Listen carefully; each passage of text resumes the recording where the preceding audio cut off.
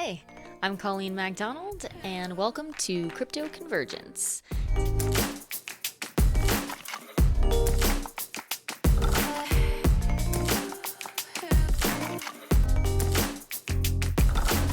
Today, we are going to discuss blockchain technology and cryptocurrency in general. But first, before we get started, go ahead and smash that like and subscribe button and hit the notification bell so that you can be pinged anytime we release a new episode. So one of the earliest known attempts at a blockchain-like technology was in 1982 with David Chaum with the development of his blind signature. So Chaum's project was called eCash, and it was conceptualized on a 2-page white paper where he used the analogy of carbon paper to explain the overall use case of the digital blind signature. So Chaum's white paper outlines the value of this technology by using the analogy of voting privacy. How timely.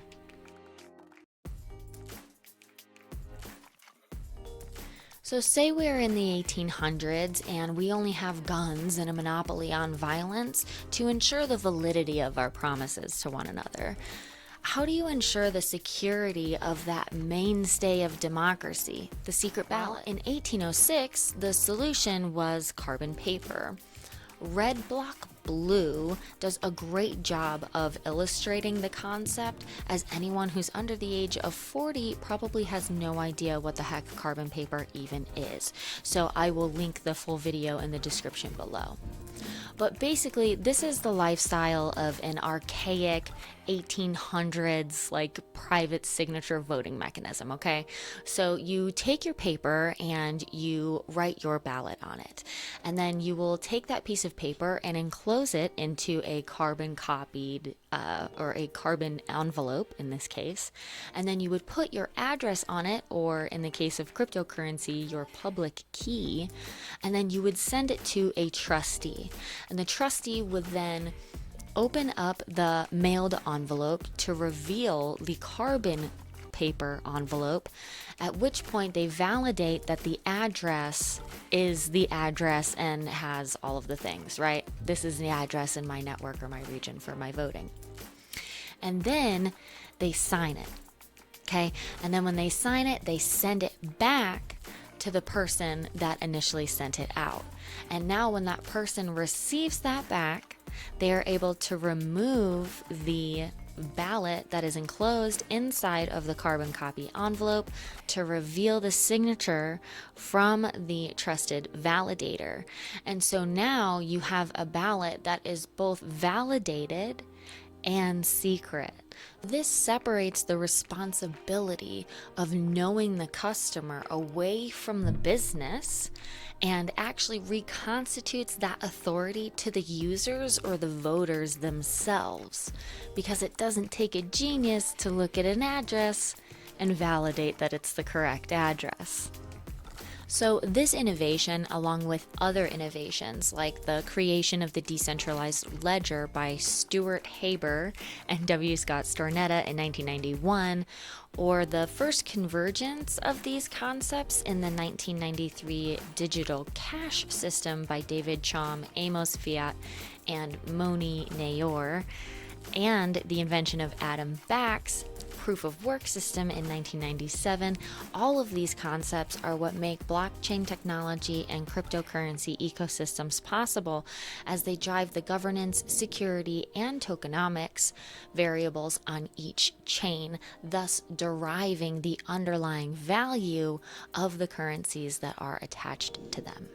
So what Bitcoin is and what the blockchain is are a culmination of these inventions spanning from 1982 to 1997, but it wasn't until 2009 that one person or persons known as Satoshi Nakamoto released Bitcoin as a network. Developers have therefore continued to innovate on new governing structures or consensus mechanisms in this space, resulting in a variety of new ecosystems all the time. So referring to governance and consensus, let's think back from about the trustee from our previous carbon paper example.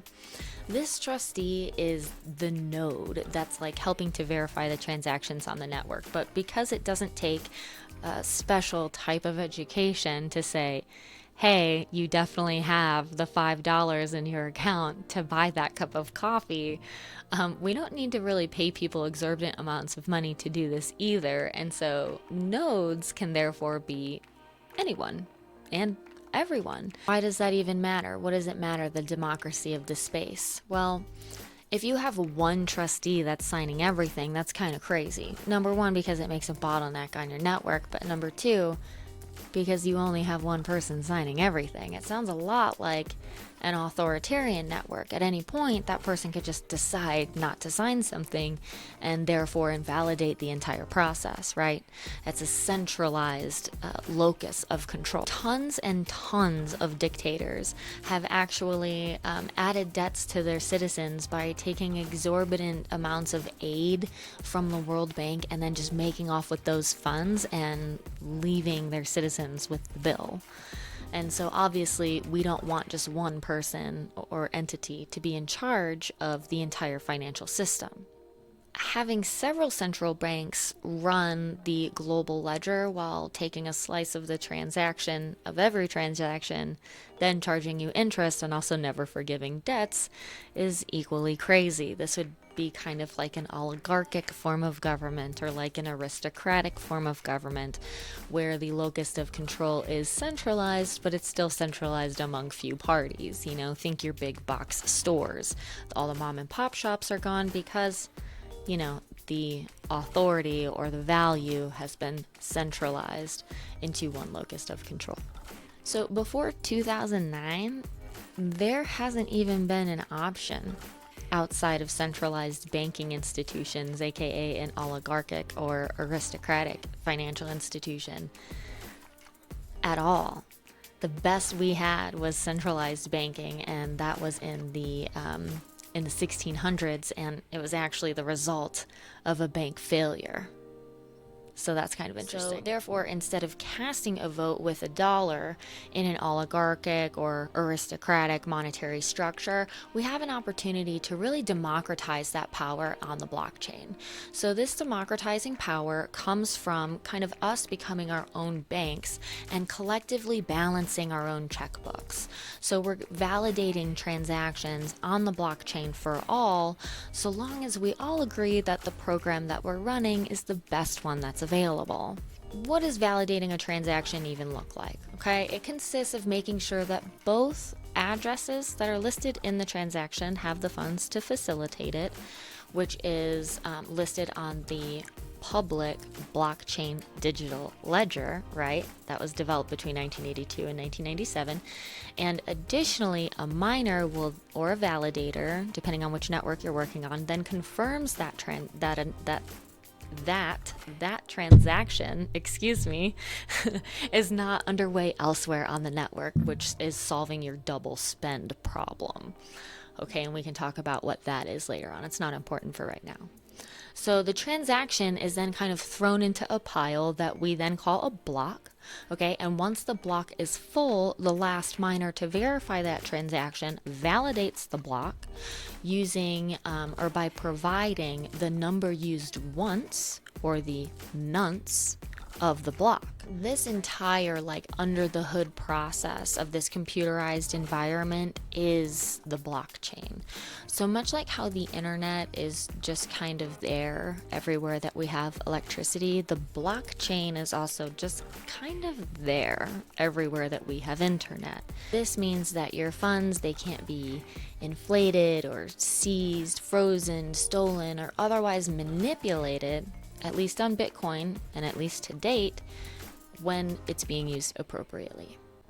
Okay, so this is where a lot of people get caught up. I often hear something like, but you can just change the program, right? Like Bitcoin isn't really backed by anything. I mean, sure, you can change the program, but the new program you write isn't guaranteed to be as valuable as the program that already exists. So take your local word processor as an example. Would you rather write a document on Word, Google Docs, or Notepad? They're all the same, but they're also not like all the same. The value gravitates toward the better products, and those better products are then, kind of differentiated based on their use cases. It's the process of the behavior that's associated with that code that makes it valuable. So once we understand why something is valuable, then we can actually appropriately value it. And so that's part of what we're trying to do here at Crypto Convergence, is communicate that value to people so that you don't lose out on the use case long term. Not every currency matches every blockchain, but most of them do. So what this means is that sometimes a discussion is going to be about the currency or token, while others may be about the blockchain or the protocol in question. So either way, one does drive the value of the other, so you have to keep that in mind. This is why it is so important for you to do your own research before interacting with these protocols on the base layer. If you're on Coinbase or Robinhood, you're on a layer 2. You don't need to worry about this. You're fine. You have largely accepted the aristocratic model of governance in that case. And, that is in exchange for speed, access, and fraud prevention. And that's totally fine. Do not let anyone shame you in your crypto game, okay? All of this privacy stuff and what layer of this blockchain architecture that you decide to interact on is completely your choice and is totally up to preferences, time, technical capability, access, and all kinds of things for people. So don't let anyone shame you. Do it how you think you should do it for you.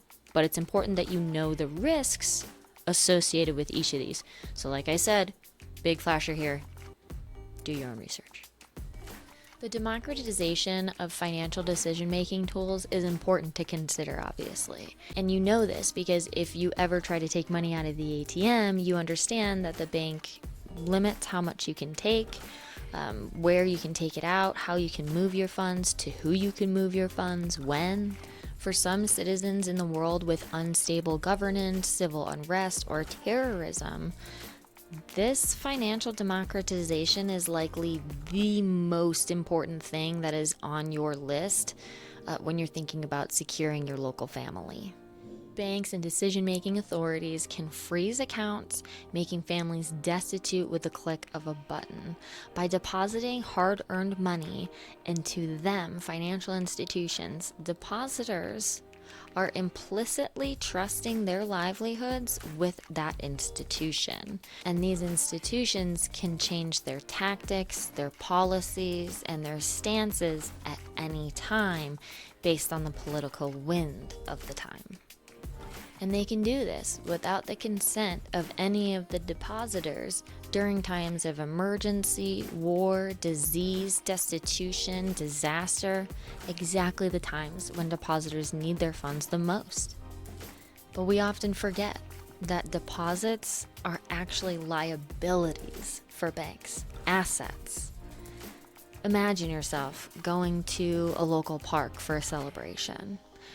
Would you leave your entire wallet and all of its contents with the folks who stand at the front with the foldable table instead of using a ticket to enter the park? Then don't expect a bank to, especially in an emergency. We put our money into banks, we put our pictures into the cloud. We're going to put our money on the blockchain. Whether it's our precious memories, our personal data, or our money, human beings store value in the most secure environment possible. If Google or Apple go out of business or their servers go down, there go all of your precious memories, all of your pictures, all of your digital valuables. The blockchain is simply a hardened version of this, but instead of it being on servers, it's on computers that are connected to the internet all over the world. In this world, so long as you have your account PIN, or in the case of Bitcoin, a 12-word seed phrase, you will always have your digital valuables because they aren't held in any one location. They're on devices all around the globe. They're on the blockchain itself. And so to kind of lay this out a little bit more from a technical standpoint, in order for a user to actually lose their Bitcoin, okay, assuming no action on the part of the user, nearly an entire cohort of Bitcoiners, which is approximately, according to my notes, 19,280 reachable nodes across 94 countries, amounting to approximately 80 million users worldwide, with a market cap of $1.2 trillion. I find it highly unlikely that Bitcoin is going anywhere. And Ethereum, its next most competitive network, has a totally different use case, and even Ethereum, they have approximately 20 million monthly users, 4,469 reachable nodes across 80 countries, with a sizable market cap of $398 billion. This movement isn't going anywhere, and I doubt highly that 80 countries could agree on any one thing. Therefore, Bitcoin will be here forever, and probably Ethereum too. So at this point, you probably already have a sense of what cryptocurrency is, right? It's the reward. It's the thank you for being on the network, okay? It's the reward for validating the transaction on the network. It's kind of like Kohl's Cash or coupons. But let's stick with the Kohl's Cash example. I think it's a great example. So you only get Kohl's Cash when you go to Kohl's to shop, right?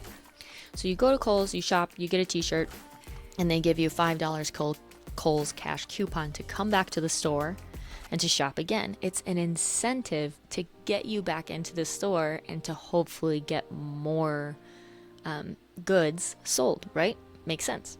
So somebody gives you Kohl's Cash at, say, the gas station, they're going to give you a weird look because you can only use Kohl's Cash when you're at Kohl's.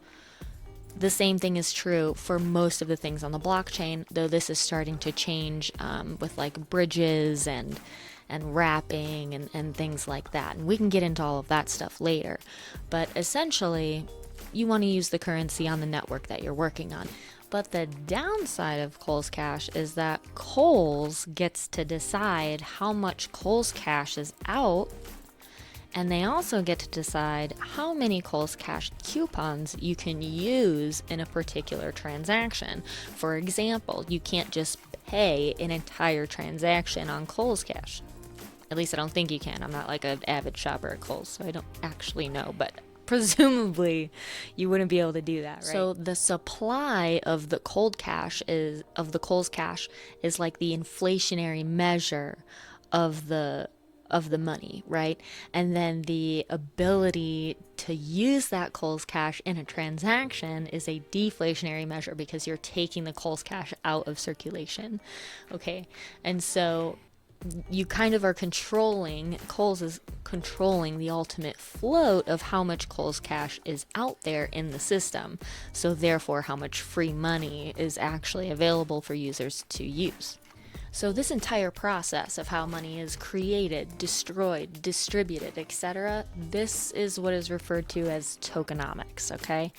So it's basically the economic architecture of your blockchain ecosystem. It's like the parameters of the behavior that's programmed by the token software. So it is your reward. And so ultimately the reward is, the value of the reward is driven by the value of the security and the hardness or usability of the particular blockchain that you're working on.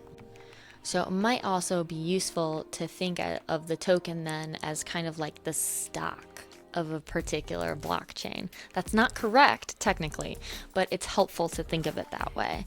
So the more valuable the token is, the more likely that blockchain that is underlying that token is also extremely valuable, meaning hard. This is why there's a huge difference in value between Bitcoin and Ethereum, because Bitcoin is a proof of work consensus and governing protocol for the miners, while Ethereum is a proof of stake governing protocol and consensus for miners. You got it? It's pretty simple. This is why Bitcoin is digital gold. And as I'm sure that you know, there are tons of use cases, as I have said a million times, that you need to be comfortable with and that you will get more comfortable with as time goes on and as you interact with these systems. The important thing is that you're here learning today, and that if you learn more about Bitcoin and crypto and blockchain and Ethereum and Web3 and all the rest, then you're going to be a more competent financial force in the future. So we will see you the next episode. Thank you so much for being here and learning about the convergence between privacy and the internet. We'll see you guys next time.